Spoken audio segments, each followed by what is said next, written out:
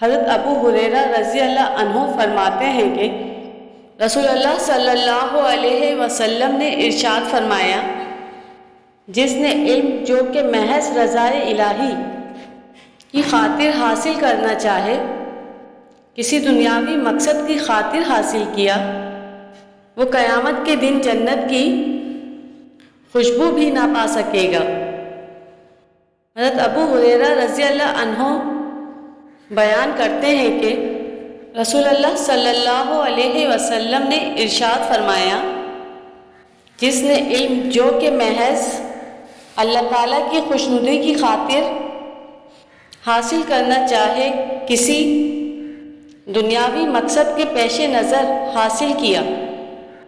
وہ جنت کی خوشبو بھی نہ پا سکے گا۔ حضرت جابر بن عبداللہ رضی اللہ عنہما فرماتے ہیں کہ رسول اللہ صلی اللہ علیہ وسلم نے فرمایا، علم اس لیے نہ سیکھو کہ علماء سے مناظرے کرو گے اور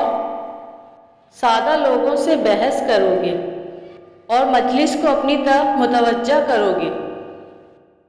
جو شخص ایسا کرے گا وہ جہنم کا مستحق ہے۔ حضرت کعب بن مالک رضی اللہ عنہ اپنے والد کے حوالے سے رسول اللہ صلی اللہ علیہ وسلم کا یہ فرمان نقل کرتے ہیں، جس نے علماء سے مناظرے کرنے، سادہ لوگوں سے جھگڑنے یا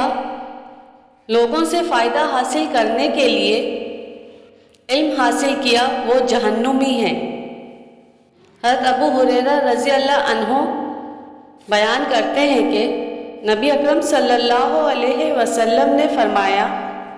جو شخص علم دین کی طلب میں نکلا، اللہ تعالیٰ اس کے لیے جنت کا راستہ آسان کر دیتا ہے،